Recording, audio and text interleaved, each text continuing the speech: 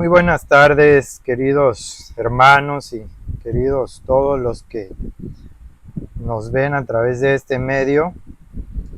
Antes de continuar en el estudio de la palabra de nuestro Dios, me gustaría invitarles a hacer una oración.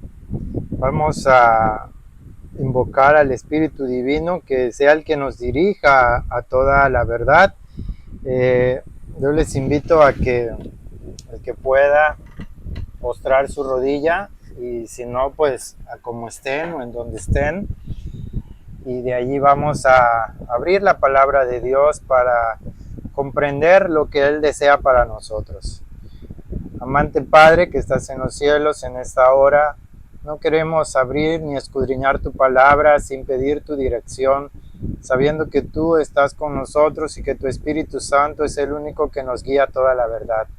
Bendice a todo el que escudriña tu palabra, a todo el que a través de esta transmisión, de este video, pueda ser bendecido y pueda captar aquello que tú le deseas mostrar por medio de tu Espíritu Divino, que sea una herramienta útil para tus hijos, oh Padre.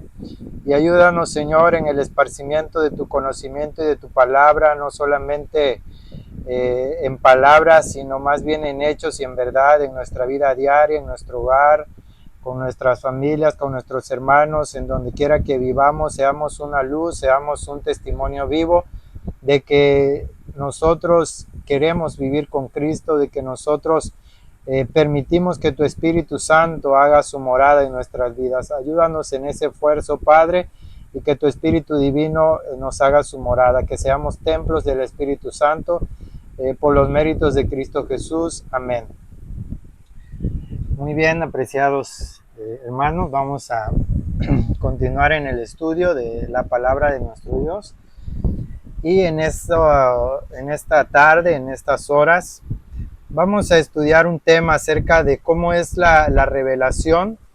Y cuando el apóstol Pablo dice, pero Dios nos la reveló a nosotros por el Espíritu. Y les voy a invitar a ir a 1 Corintios 2:1. Este tema tiene como objetivo que nosotros podamos comprender que no es por sabiduría humana o por inteligencia propia o por mayor capacidad que uno tenga que puede conocer a Dios o las cosas de Dios. Y vamos a ir leyendo poco a poco para ir comprendiendo. 1 Corintios 2, del 1 en adelante. Dice, así que hermanos, cuando fui a vosotros para anunciaros el testimonio de Dios, no fui con excelencia de palabras o de sabiduría, pues me propuse no saber entre vosotros cosa alguna, sino a Jesucristo y a este crucificado. Y estuve entre vosotros con debilidad y mucho temor y temblor. El apóstol Pablo no fue, ¿verdad?, con la fuerza física, la fuerza humana, el argumento humano. Incluso iba débil, iba en temor, en temblor. Y ni mi palabra ni mi predicación fue con palabras persuasivas de humana sabiduría, sino con demostración del Espíritu y de poder. Vemos cuál es el medio o la forma, como el Evangelio, como la predicación de Jesucristo es hecha. No es con el poder humano, no es con palabras de persuasión humana o de sabiduría humana, sino es con demostración del Espíritu y de poder. ¿Para qué? Dice, para que vuestra fe no esté fundada en la sabiduría de los hombres, sino en el poder de Dios. Sin embargo, hablamos sabiduría entre los que han alcanzado madurez, sabiduría no de este siglo, ni de los príncipes de este siglo que perecen, mas hablamos sabiduría de Dios en misterio, la sabiduría oculta, la cual Dios predestinó antes de los siglos para nuestra gloria. Es la sabiduría oculta, es la sabiduría de Dios, es ese misterio oculto que Dios ha revelado a través de Cristo, pero es un misterio, ¿verdad?, oculto, la que ninguno de los príncipes de este siglo conoció. Fíjense, esta sabiduría que había venido en Cristo, que había sido manifestada, dice que ninguno de los príncipes de este siglo conoció. Porque si la hubieran conocido, nunca habrían crucificado al Señor de gloria. aquí empezamos a darnos cuenta de cómo es la revelación y que tiene que ser y es por fe, no es por vista, no es por los ojos naturales, no es por el entendimiento, el raciocinio natural, la lógica humana, la razón a secas del ser humano, sino que tiene que venir de una fuente superior, un poder que revela, y ya lo vimos, es el Espíritu el que nos los revela, ¿sí? De aquí lo importante que es, muchas veces el cristianismo, la Biblia, quiere entenderse mediante lógica o razonamientos humanos, y llevamos esas lógicas, esas deducciones, esas conclusiones o esas implicaciones, las llevamos a la palabra de Dios, pensando que nuestra sabiduría humana encaja con la sabiduría divina, y no lo es así, porque aquí nos muestra claramente que la sabiduría de este siglo, de los príncipes de este siglo, de los sabios de este siglo, es una sabiduría que perece y no es la sabiduría que se habla según Dios, ¿sí? Desde aquí debemos de tener muy en claro que cuando el ser humano debate con lógica, con palabras de sabiduría, con mucho entendimiento y aplica lo que el hombre cree saber en su sabiduría a la palabra de Dios y quiere llevarla a interpretar de la manera que el ser humano interpreta, se equivoca muchas veces. Porque la palabra de Dios es su propia intérprete. Porque el que nos guía a ese entendimiento es el mismo Dios, el mismo que la ha revelado. Y aquí lo vemos a través del apóstol Pablo explicándolo, que cuando esta sabiduría fue revelada, dice que ninguno de los príncipes de este siglo conoció, porque si lo hubieran conocido nunca habrían crucificado al Señor de gloria. Estos príncipes, estos sacerdotes, Anás, Caifás, Pilato, todos ellos vieron a un ser humano que le decían que era el Mesías, que le decían este es hijo de Dios, y muchos lo confesaban así, y ellos decían, pero si este es el hijo de José, es el hijo de un carpintero, es un ser humano común y corriente. Y en verdad nuestro Señor Jesucristo había venido velado en humanidad, pero Él era la sabiduría de Dios. Él es ese misterio oculto por siglos eternos, ese misterio oculto que es Cristo en vosotros, la esperanza de gloria. Ese misterio había venido y se había manifestado, pero los príncipes de este siglo no la conocieron. ¿Por qué? Porque la quisieron conocer mediante sus métodos, mediante sus razonamientos, mediante sus lógicas, mediante sus tradiciones, que se apegara a los requisitos que ellos mismos ponían, y no querían ellos apegarse a la sabiduría divina. Y dice que si la hubieran conocido, nunca habrían crucificado al Señor de gloria. Para ellos, ¿verdad? Fue un hombre al que crucificaron, fue un carpintero de Nazaret, pero este es el Señor de gloria. Es la sabiduría que había venido. Antes bien, sigue diciendo el apóstol, como está escrito, cosas que ojo no vio, ni oído oyó, ni han subido en corazón de hombre, son las que Dios ha preparado para los que le aman. Pero Dios nos las reveló a nosotros por el Espíritu, porque el Espíritu todo lo escudriña, aún lo profundo de Dios. Aquí está el agente revelador, el agente que llega hasta nosotros y nos muestra a Cristo como la sabiduría de Dios, como el misterio oculto, y lo vemos tan claro y lo reconocemos como el Señor de gloria. Aquí está la gran diferencia entre aquellos que solo ven por la vista natural y se dejan llevar por el raciocinio y entendimiento humano y terminan despreciando al Señor de la gloria. Hoy, en estos días, en esta generación y generaciones pasadas y desde los mismos días de Cristo, incluso antes, el ser humano ha querido enfrascar a Dios, ha querido limitar a Dios al entendimiento humano, ha querido encerrar a Dios en su pequeño mundo, en su limitado razonamiento, en su limitado conocimiento. Y sin embargo, Dios no ha terminado de rechazar al ser humano. Al contrario, fíjense, Dios es tan grande que Él trata de usar las cosas que nosotros conocemos, lo que nosotros podemos ver, para que lo conozcamos a Él. Pero el ser humano tergiversa ese sentido y termina creando o haciendo a Dios a su propia imagen. Termina rebajando al Creador a las mismas cosas creadas. No entendemos que es lo contrario. Debemos, a través de las cosas creadas y a través de las manifestaciones que Él hace en el mundo visible, poder mirar a Dios, poder mirar por fe, poder mirar a Cristo. Ese es el sentido de la palabra de Dios. No es al revés. No es que terminemos haciendo esas manifestaciones visibles en sus obras creadas, que los terminemos deificando o dándole una virtud divina como si fueran Dios mismo. No es así. Es mirar a Dios por la fe, obrando a través de todas sus obras y toda su manifestación.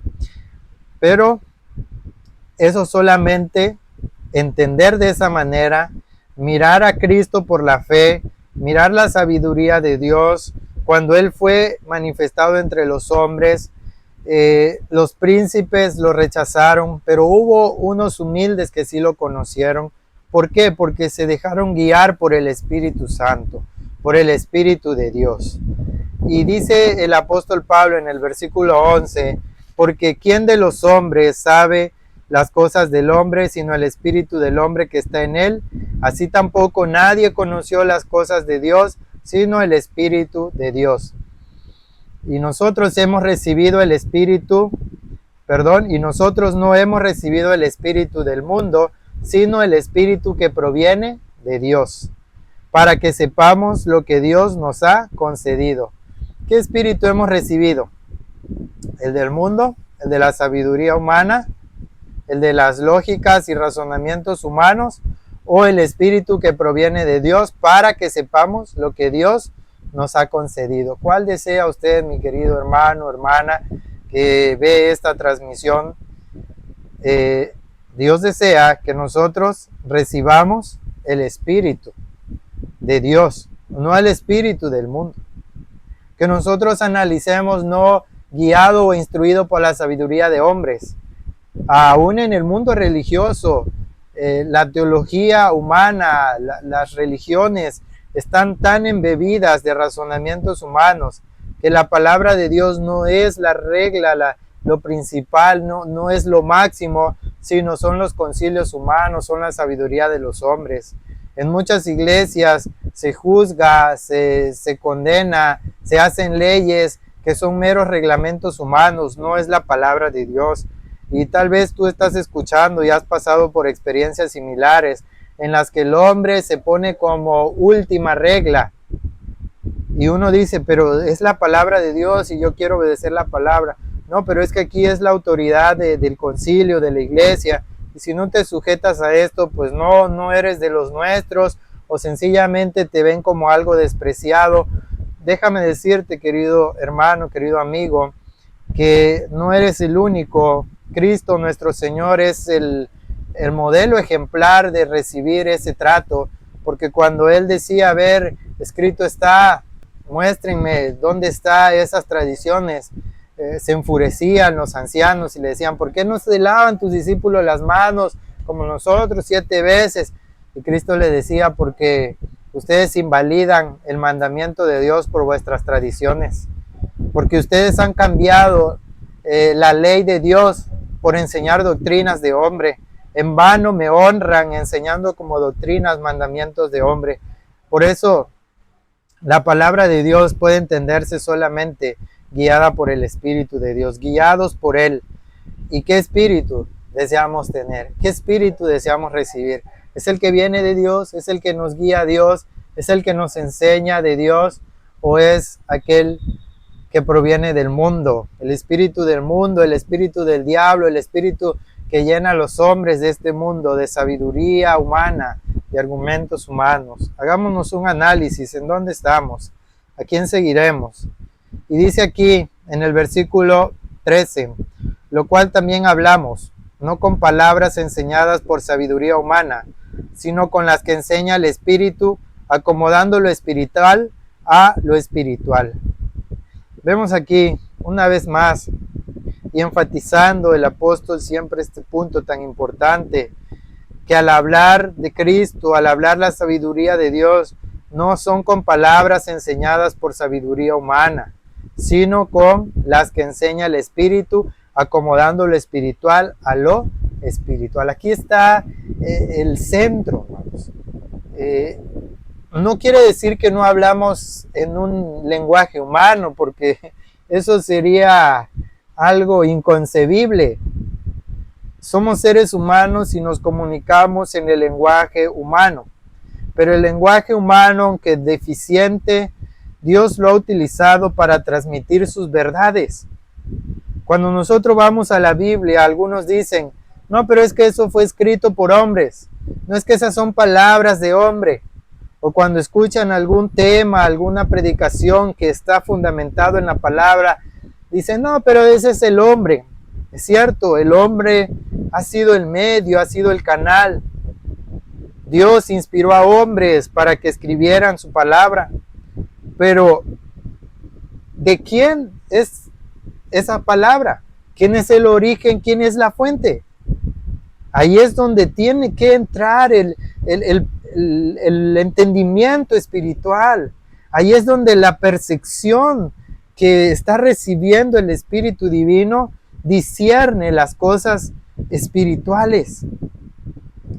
Porque dice que se ha de acomodar, se han de discernir espiritualmente y hemos de acomodar lo espiritual a lo espiritual. Hay muchos ejemplos en la Biblia que nos muestran eso. Por ejemplo, cuando Cristo Jesús estuvo en esta tierra, Él tomó la ilustración del maná que descendía y alimentaba al pueblo cuando andaba en el desierto. Eso está en Juan capítulo 6.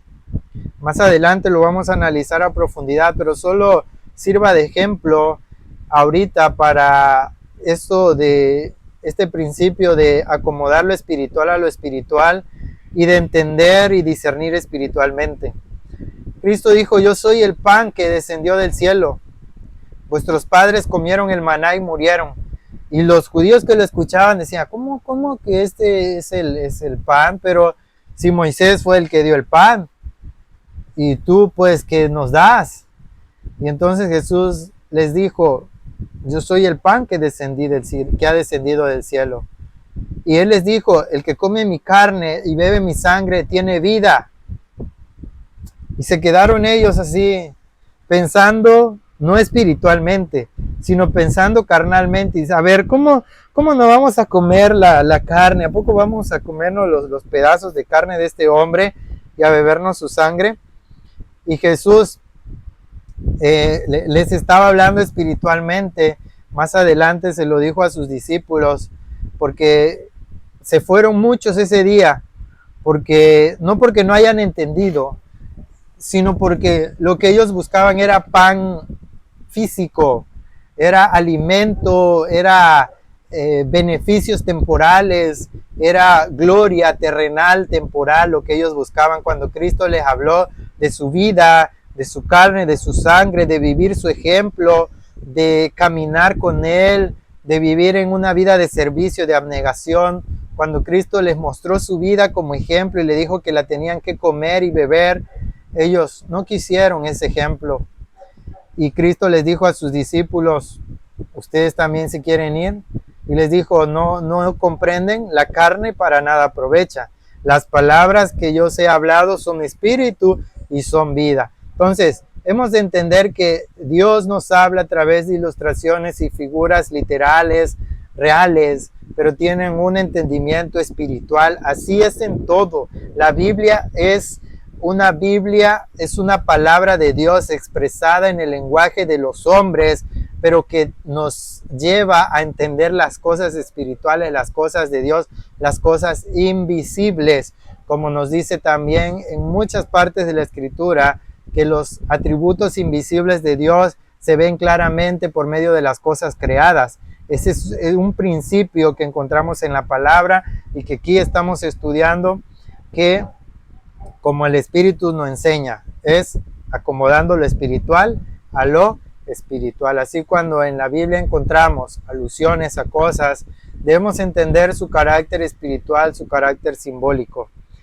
Y sigue diciendo, pero el hombre natural no percibe las cosas que son del Espíritu de Dios, porque para él son locura, y no las puede entender porque se han de discernir espiritualmente. Aquí claramente hay una imposibilidad para el hombre natural. Dice que no puede percibir, no percibe las cosas que son del Espíritu de Dios. Para él son locura, ¿sí? Muchos van a la Biblia y critican la Biblia y dicen que se contradice y dicen que no puede ser una revelación de Dios porque no la entienden, porque dicen, aquí dice una cosa, acá dice otra, y buscan las contradicciones que hay. Y la Biblia, aunque tiene sobre la superficie muchas cosas difíciles, cuando permitimos ser guiados por el Espíritu, aquí está la clave, ser guiados por el Espíritu, creer que ese Espíritu nos ha de guiar, que no es mi entendimiento, mi sabiduría, sino que es la que proviene del Espíritu de Dios, lo que nos hará comprender lo que Dios desea revelarnos. Entonces ahí entenderemos espiritualmente. Querido hermano, querido amigo, hermana, que escuchas esta palabra de verdad, ¿en dónde estamos? ¿Somos hombres naturales o queremos ser hombres espirituales? El hombre natural no es guiado por el Espíritu de Dios. El hombre natural se basa en su sabiduría, en su lógica, en su inteligencia, pero el hombre espiritual toma las cosas de Dios, acepta lo que revela el Espíritu de Dios y es guiado para discernir espiritualmente. Sigue diciendo la palabra de Dios, en cambio el espiritual juzga todas las cosas, pero él no es juzgado de nadie.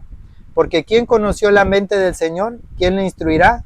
Mas nosotros tenemos la mente de Cristo. Entonces, vemos que la palabra de Dios nos lleva de lo literal, de lo visible, a entender lo espiritual, a ser guiados por el Espíritu Divino y no por la sabiduría de los hombres. Vamos a continuar en la palabra de nuestro Dios. Y ahora les voy a invitar ahí mismo en Corintios, en segunda carta de Corintios, capítulo 4 y versículos 1 en adelante, dice así: por lo cual, teniendo nosotros este ministerio según la misericordia que hemos recibido, no desmayamos.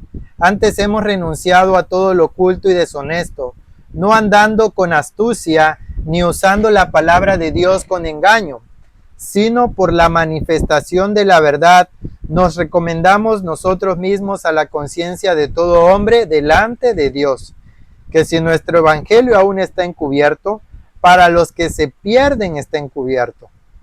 El apóstol declara que si el evangelio está encubierto, es para los que se pierden. ¿Por qué? Dice, en los cuales el Dios de este mundo cegó la mente de los incrédulos. Hay un poder, que es lo que ya estudiábamos. Los hijos de este mundo, los sabios de este siglo, el Dios de este mundo les ciega la mente, los deja ciegos. La incredulidad les sugiere a su mente y a su corazón, es que eso no es posible, es que eso no es así, es que no hay salvación, es que Dios no es bueno, es que Dios no es amor, mira qué tanto sufrimiento hay, y busca que nos concentremos en las cosas difíciles, más duras, en la negligencia, en el negativismo y en muchas cosas que Él mismo crea, ¿sí? Para que no les resplandezca la luz del glorioso evangelio del Cristo, el cual es la imagen de Dios. Dios, mis queridos hermanos, el evangelio de Dios que es glorioso, desea resplandecer, ¿sí? ¿Sí? La luz del glorioso evangelio de Cristo, el cual es la imagen de Dios. Cuando la gloria del evangelio, que es la imagen de Dios, la gloria del evangelio de Cristo, el cual es la imagen de Dios, resplandece en el hombre y éste desea y recibe esa gloria, la imagen de Dios se va reproduciendo en su alma, sale de las tinieblas a la luz, sale de la incredulidad, de las sombras, de la esclavitud del diablo y sale a la libertad de Cristo, a la santidad de Cristo. El Dios de este siglo está atrapando a todos aquellos que tienen esa incredulidad, a todos aquellos que solo son guiados por la sabiduría de este mundo, por la lógica de las razones de este mundo. Pero el evangelio de Dios quiere resplandecer. Por eso el evangelio de Dios es la predicación, el evangelio de Cristo es el poder de Dios para salvación y es lo que deseamos, lo que un servidor también desea compartir e impartir, porque esa es la luz gloriosa que alumbra a todo hombre. En el libro de Juan capítulo 1 encontramos esa misma luz. En el Génesis, en el capítulo 1, encontramos también esa luz que aquí se nos va a decir, que en el principio creó Dios los cielos y la tierra estaba desordenada y vacía, y las tinieblas cubrían la faz del abismo, y el Espíritu de Dios se movía sobre esa faz del abismo. Y dijo Dios, sea la luz, y fue la luz. Lo primero que Dios manda que exista es la luz. ¿Por qué? Porque la luz es un símbolo del mismo Dios. Cuando Cristo vino a esta tierra, dijo, yo soy la luz del mundo. En medio de las tinieblas, donde había caos en esta tierra, resplandeció la luz, y esa luz creadora, esa luz que es Dios, iba a ser su obra de manifestarse en todo. Las tinieblas ya no iban a predominar, pero el Dios de este siglo, el Dios que es el diablo, tiene a muchos cautivos en incredulidad.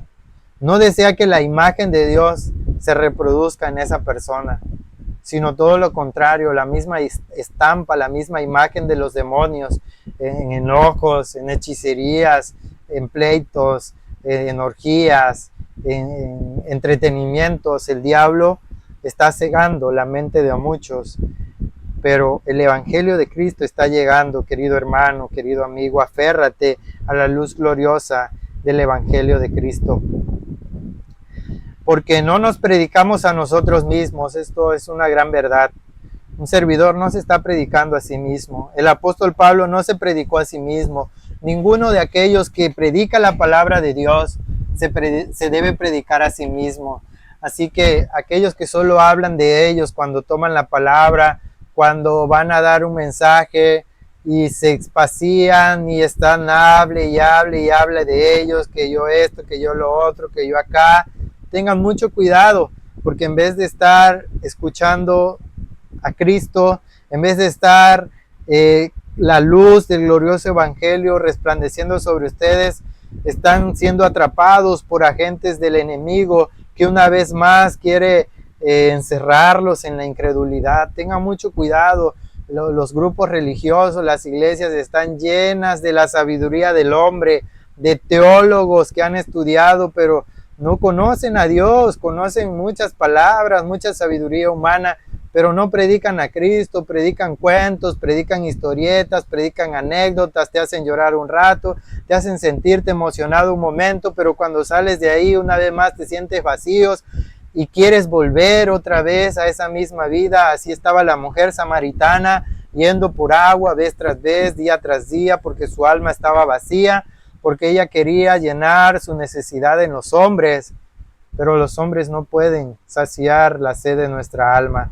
Cuando Cristo le ofreció el agua de vida, cuando Él le dijo, si conocieses el don de Dios y quién es el que te dice, dame de beber, tú le pedirías a Él y Él te daría agua viva. Esa agua viva es la que debemos estar escuchando, bebiendo, oyendo, viendo, puesto delante de nuestros ojos.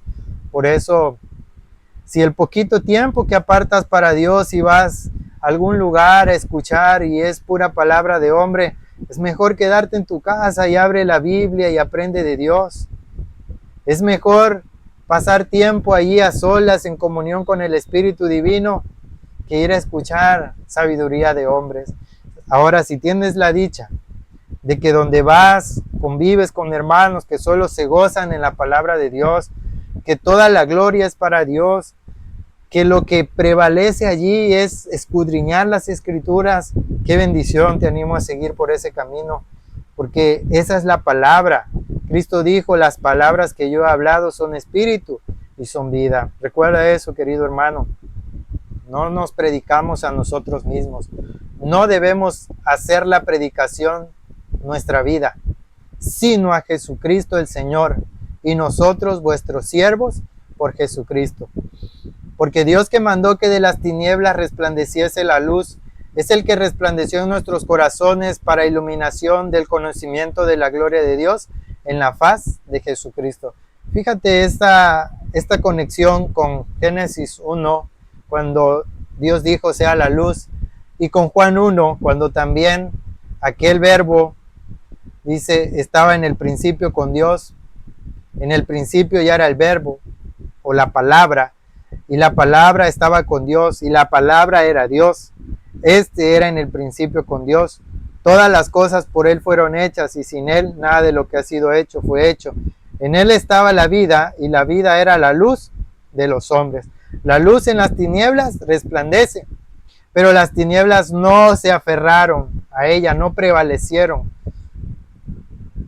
no quisieron aferrarse a esa luz, así como el diablo está ocultando la luz del glorioso evangelio de nuestro Señor Jesucristo para que no lo tomemos, para que no nos llegue. Así las tinieblas no quieren la luz. Pero ¿cómo están relacionados estos momentos? La creación en Génesis con Juan 1, cuando aquel verbo es hecho carne y viene. Y aquí nos dice, Dios que mandó que de las tinieblas resplandeciese la luz. Nos dice, ¿cuál es esa luz? Él es el que resplandeció en nuestros corazones para iluminación del conocimiento de la gloria de Dios en la faz de Jesucristo. Así que cuando en Génesis 1 encontramos que dijo Dios sea la luz, un dato importante de la Biblia, no se refería a la luz física y visible, porque ni siquiera el sol estaba hecho. El sol llegó al cuarto día y aquí era el primer día y Dios dijo sea la luz. Y aquí el apóstol nos lo relaciona en su sentido espiritual. Ya vimos que la Biblia se ha de discernir espiritualmente y se ha de acomodar las cosas espirituales con lo espiritual. El hombre natural no lo va a entender. El hombre natural solamente quiere saber cómo es la luz, a qué velocidad viaja, cómo está compuesta, qué beneficios saco de la luz, cómo hago negocio de la luz, cómo me enriquezco de la luz, cómo manipulo estos misterios naturales, pero no quiere buscar qué le enseña Dios a través de las cosas creadas. Se enfrasca meramente en lo literal y perecedero, ¿sí? Pero el apóstol Pablo toma esta creación, porque fue una creación, la luz es una creación, que Dios dijo, sea la luz y fue la luz. Y él dice que el que mandó que de las tinieblas resplandeciese la luz, es el que resplandeció en nuestros corazones. Así que cuando a su mandato dijo, sea la luz, el objetivo era esa luz resplandeciendo en nuestros corazones. O sea, Él mismo, el Creador, siendo el resplandor de nuestras vidas para iluminación del conocimiento de la gloria de Dios en la faz de Jesucristo. Cuando Dios creó al hombre, lo creó a la imagen y semejanza de Dios. Eso lo encontramos en Génesis 1:26 y dijo Dios, hagamos al hombre a nuestra imagen, conforme a nuestra semejanza. Cuando el hombre salió de las manos de su Creador, estaba dotado de esa semejanza. La gloria de Dios resplandecía en su ser. Estaba iluminado de esa gloria. Esa gloria es la gloria del Creador. ¿Sí? Él podía mirar en todas las cosas creadas esa luz que resplandecía y en todas discernía la gloria de Dios. Cuando él se acercaba a un objeto creado, podía comprender cómo Dios le hablaba a través de esa creación, qué es lo que Dios deseaba enseñarle por medio de las cosas que había creado. Ese es el principio bajo el cual Dios actúa y ha creado las cosas. Dice su palabra, los cielos cuentan la gloria de Dios y el firmamento anuncia la obra de sus manos. Ese entendimiento es el que Dios desea que nosotros tengamos. ¿Sí? Sigue diciendo el apóstol, pero tenemos este tesoro en vasos de barro, para que la excelencia del poder sea de Dios y no de nosotros. ¿Por qué está esa excelencia, esa gloria? ¿Por qué está en vasos de barro? Refiriéndose a la humanidad, al molde finito, al molde frágil y débil que es la humanidad, para que la excelencia del poder sea de Dios y no de nosotros. Si miráramos con esta fe que la gloria que Dios nos da, que lo que nos da a través de Jesucristo es un tesoro, es el misterio oculto en vaso de barro, la gloria la daríamos a Dios. Jamás el hombre tomaría el tiempo para predicarse a sí mismo, para enaltecerse, para alabarse o para enorgullecerse. Siempre sería para exaltar a Cristo, para exaltar que el poder es de Dios y no de nosotros. El hombre natural no percibe estas cosas. El hombre natural busca gloria, busca fama, busca riquezas, busca honores que le pertenezcan y se la den a él mismo. Lamentablemente los talentos que Dios ha depositado en el género humano son pervertidos y son puestos más bien al servicio del mismo hombre y para alabarse al hombre con el hombre en vez de ponerse al servicio de Dios para glorificar a su Creador. Que estamos atribulados en todo, mas no angustiados, en apuro, mas no desesperados, perseguidos, mas no desamparados, abatidos, mas no destruidos, llevando siempre por todas partes en el cuerpo la muerte del Señor Jesús, para que también la vida de Jesús se manifieste en nuestros cuerpos. Por eso el apóstol dice, llevamos la muerte, ¿sí? Llevando siempre por todas partes en el cuerpo la muerte del Señor Jesús, para que también la vida de Jesús se manifieste en nuestros cuerpos. Así como Cristo murió en la carne, así nosotros hemos de morir este cuerpo, esta carne, la voluntad humana, para que viva la voluntad divina, la voluntad de Dios, la vida de Dios se revele en nuestro cuerpo, hermano. La encarnación, hermano, es un principio que no comienza ni termina con Cristo cuando viene en humanidad. El apóstol Pablo aquí está haciendo esa encarnación más allá, permanente, continua. Así como Cristo murió, así nosotros llevamos en el cuerpo la muerte del Señor Jesús, para que también la vida de Jesús se manifieste en nuestro cuerpo. Ese verbo hecho carne debe de seguir siendo en nosotros, debe de seguir habitando en nosotros por el Espíritu Santo. Así la enseñanza del verbo encarnado sigue siendo una verdad permanente. Es el misterio oculto por siglos eternos. Es el diseño de Dios que Él planificó desde que deseó crear, que Cristo fuera el misterio oculto en cada uno de sus seres creados, que lo que se manifestara en un ser humano, en un ángel, en un arcángel, en un serafín, fuera a Cristo, fuera la gloria de Dios. Ese es el principio oculto, ese es el misterio oculto y que es por siglos. Es un misterio eterno y que ha sido revelado en Cristo. De manera que la muerte obra en nosotros y en vosotros la vida. Pero teniendo el mismo espíritu de fe conforme a lo que está escrito, creí, por lo cual también hablé. Nosotros también creemos, por lo cual también hablamos, sabiendo que el que resucitó al Señor Jesús a nosotros también nos resucitará por Jesús y nos presentará con vosotros. Porque todas las cosas son hechas por amor a vosotros, para que la abundante gracia mediante la acción de gracias de muchos redunde para la gloria de Dios. Por tanto, no desmayamos. Antes, aunque nuestro hombre exterior se va desgastando, el interior no obstante se renueva de día en día. Porque nuestra leve aflicción, la cual es momentánea, produce en nosotros un inmensurable y eterno peso de gloria. No mirando nosotros a las cosas que se ven, sino a las que no se ven, porque las cosas que se ven son temporales, mas las que no se ven son eternas. Nuevamente el principio que debemos vivir. Ya vimos que es lo espiritual, a lo espiritual nuestro discernimiento debe ser espiritual y no nos manejamos, ¿verdad?, mirando las cosas que se ven. Eso no quiere decir que nosotros estamos ciegos. Bueno, un servidor tiene miopía y ve menos que muchos de ustedes, ¿verdad? Gracias a Dios por estos lentes que me ayudan. Pero no quiere decir que no mirando nosotros a las cosas que se ven, o sea, que ya andamos así ciegos, pues así, claramente no es eso. Por eso el hombre natural dice, oye, eso es una contradicción.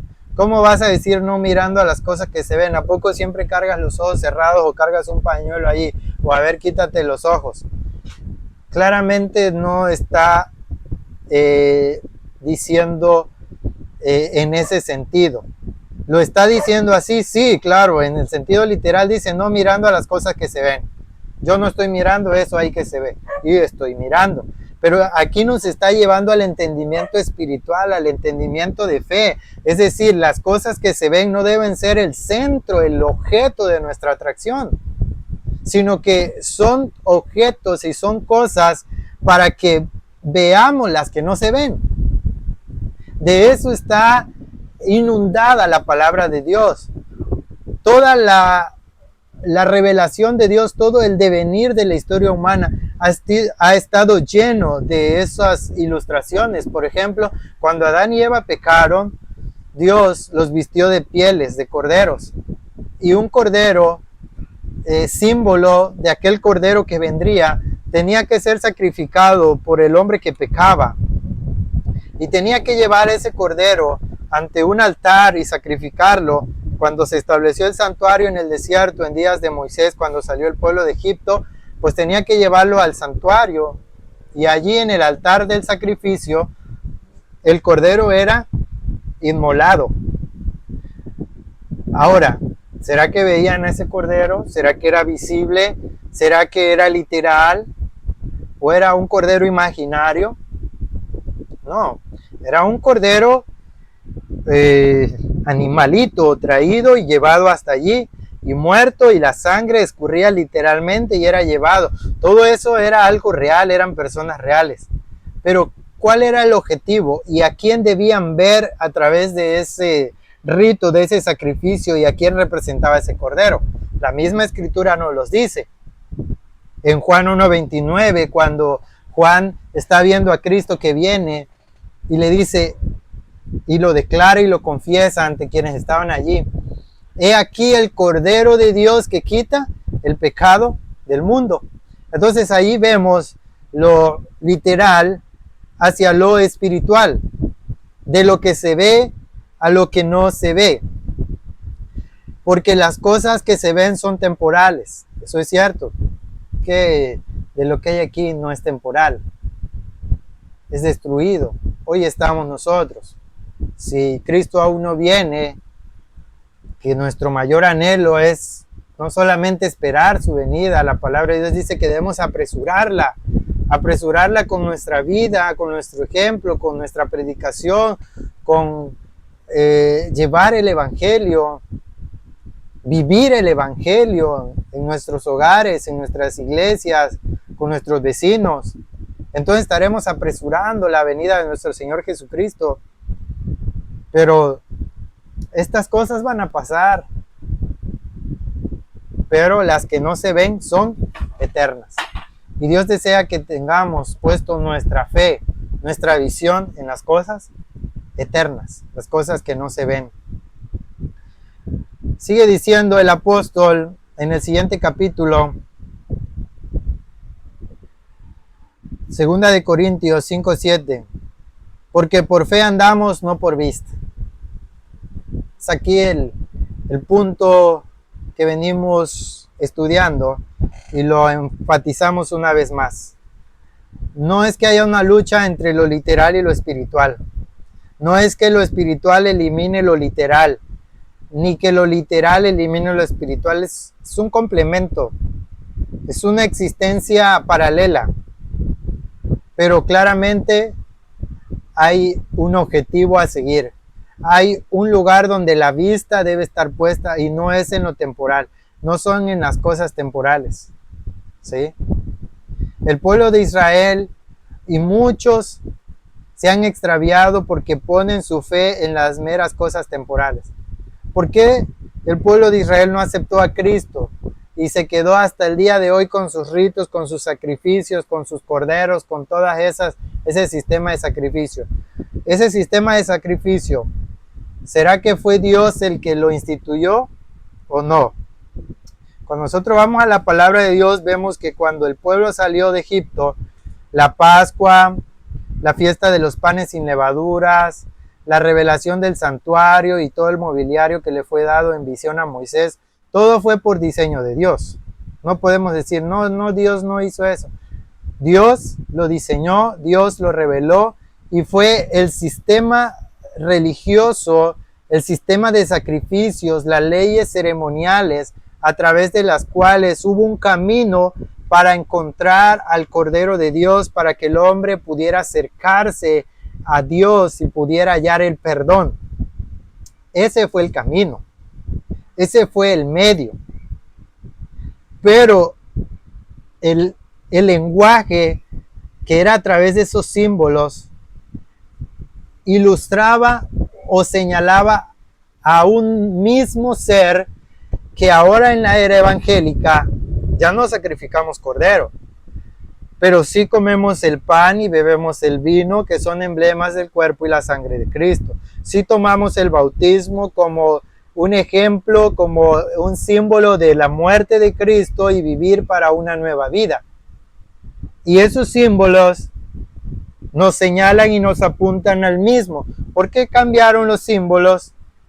Pero el Salvador sigue siendo el mismo. Porque por fe andamos, no por vista.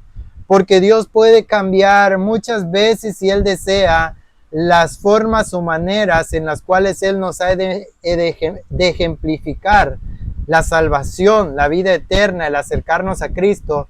Pero quien no cambia es el Creador y sus principios. ¿Sí? Fue anulado el rito de la circuncisión. Hoy ya no nos circuncidamos. La verdadera circuncisión es la del corazón. Es vivir en Cristo. Es circuncidarnos el prepucio de un corazón carnal, un corazón que ama al mundo. Eso simbolizaba, eso quería representar la circuncisión. Quedó en el pasado. ¿Se salvaban por la mera circuncisión? No. Quien puso su esperanza en esos meros medios para salvarse se equivocó y no miró por fe. Es lo que nos dice el libro de Hebreos. ¿Por qué muchos no entraron en el reposo de Dios? ¿Por qué dice que muchos cayeron en el desierto como muertos?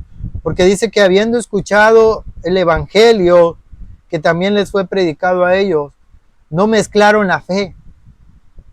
No tuvieron fe. Y entonces sus cuerpos cayeron en el desierto. Es pues importante que nosotros aprendamos a mirar a Dios a través de todos los objetos, a través de todas las manifestaciones que Él ha hecho, a través de los ritos y ceremonias que también Él nos ha dejado en su palabra, como ya comentaba, la cena del Señor, en el pan, en el vino, el bautismo, que es un acto de fe, sumergirse en el agua como muestra de morir, como dice en Romanos 6, morimos y nacemos para una nueva vida. Entonces, mis queridos hermanos, encontramos pues que la palabra de Dios nos lleva a una visión de fe. Todo el Evangelio es así, y cuando estudiemos la palabra de Dios, tiene que ser así. Dice una vez más en 2 Corintios 3:13, no como Moisés, que ponía un velo sobre su rostro para que los hijos de Israel no fijaran la vista en el fin de aquello que había de ser abolido. Fíjense, ¿por qué había un velo sobre el rostro de Moisés? Moisés bajó del monte, resplandecía con la gloria de Dios después de haber estado 40 días en comunión con Dios, y el pueblo se acercó y Moisés vino, y entonces ellos huían porque Moisés resplandecía y Moisés se puso un velo. ¿Qué significaba eso?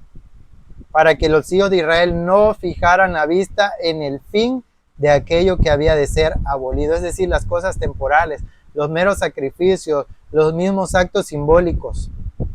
Pero el entendimiento de ellos se embotó, porque hasta el día de hoy, cuando leen el antiguo pacto, les queda el mismo velo no descubierto. Cuando ellos leen el antiguo pacto, van a los ritos, a los sacrificios, dicen, esto es, y ponen su mirada en aquello que ha de ser abolido, o en aquello que ya fue abolido.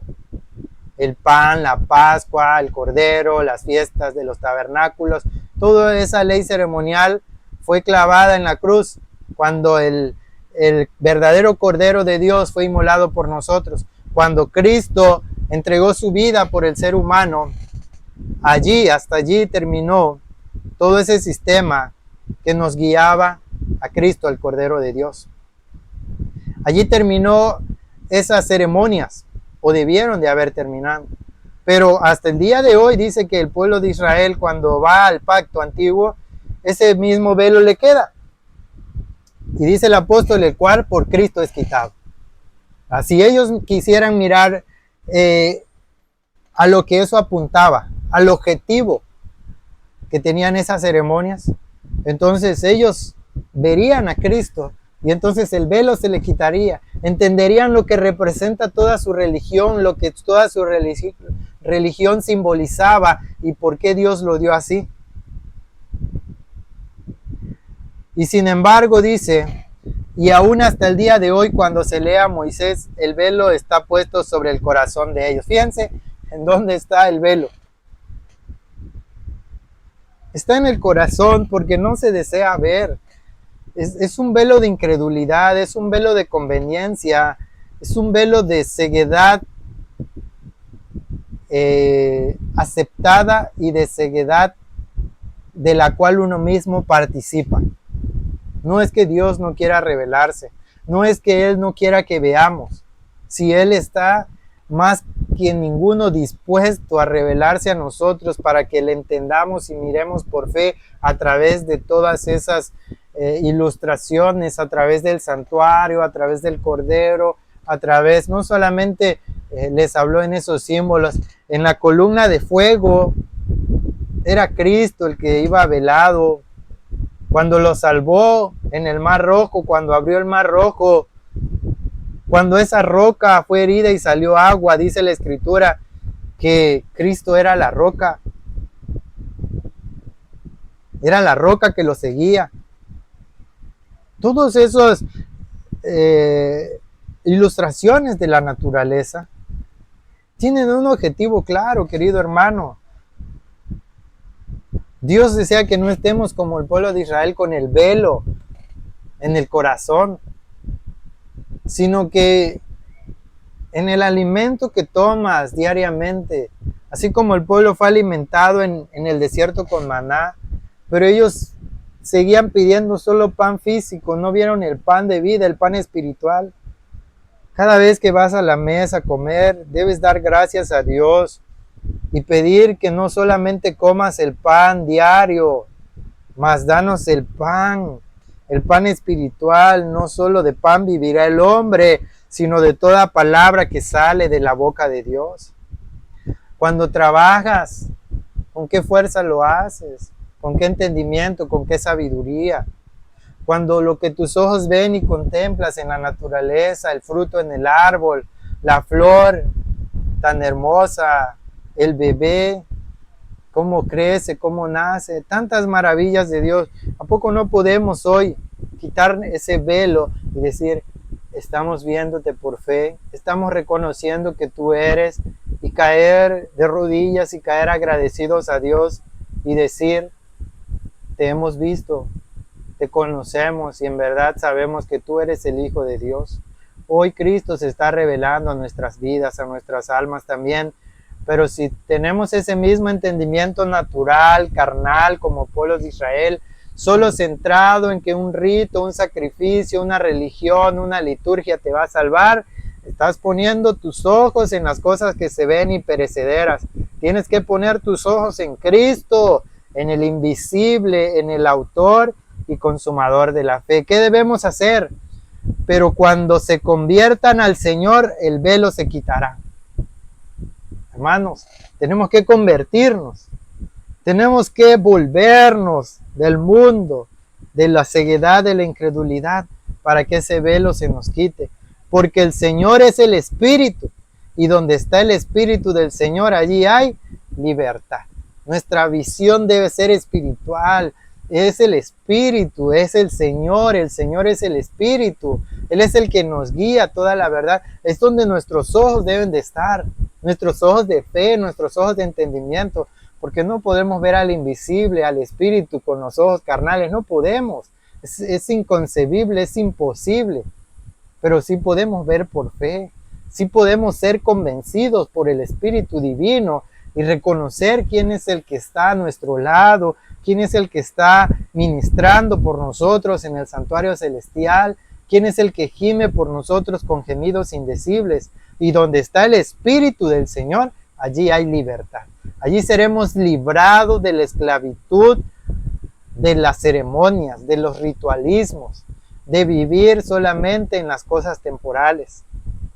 Por tanto, nosotros todos, mirando a cara descubierta como en un espejo la gloria del Señor, somos transformados de gloria en gloria en la misma imagen como por el Espíritu del Señor. Amén. Entonces, queridos hermanos, este debe ser nuestro objetivo. Nosotros todos mirando a cara descubierta como en un espejo la gloria del Señor, somos transformados de gloria en gloria en la misma imagen. ¿Cuál es ese espejo? Los cielos nos cuentan la gloria de Dios.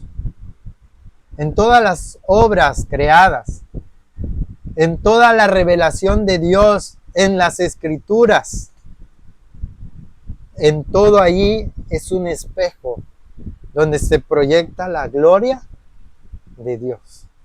¿Sí? Un espejo nos proyecta una realidad. Nosotros no podemos ver directamente a Dios. Ningún ser creado puede alcanzar. Dice en el libro de Timoteo, dice, al único y solo sabio Dios, que mora en luz inaccesible, a la que ningún hombre ha visto ni puede ver jamás, a Él sea gloria, honra e imperio, por siempre jamás. Amén. Así que esa gloria Él la proyecta en sus obras creadas. Cristo mismo vino como hombre para que la gloria de Dios fuera manifestada a los hombres. Él es la imagen de Dios y nosotros, por su gracia y si aceptamos a ese mismo verbo, podemos representar la gloria de Dios al mundo. En el libro de Apocalipsis 18 se nos habla de un ángel que desciende del cielo con gran poder y la tierra es alumbrada con su gloria. Esa gloria es la gloria de Dios que ha de ser manifestada a este mundo a través del emisario angélico, del mensajero, del ángel, pero esa gloria se ha de ver en el ser humano, que es el canal a través del cual Dios desea manifestarse a este mundo. Por eso Cristo oró en la oración de Juan capítulo 17. Padre, así como tú y yo somos uno, que ellos sean uno en nosotros para que el mundo crea que tú me enviaste. La manera en que el ser humano llegará a creer que Cristo, que el Hijo de Dios vino al mundo y ha venido al mundo, es cuando esa gloria sea manifestada en el ser humano, que sea imagen y semejanza de Dios. Pero ¿cuál es el método? No es poniendo nuestra mirada en las cosas que se ven como objeto final de nuestra fe. Son un medio a través del cual hemos de mirar como en un espejo la gloria del Señor y entonces ser transformados, no a la semejanza de las cosas temporales, de lo que se ve, sino a la semejanza de aquel que nos está proyectando su luz, a la semejanza de Dios como por el Espíritu del Señor. El agente transformador no son las cosas creadas, el agente transformador es el mismo Espíritu de Dios.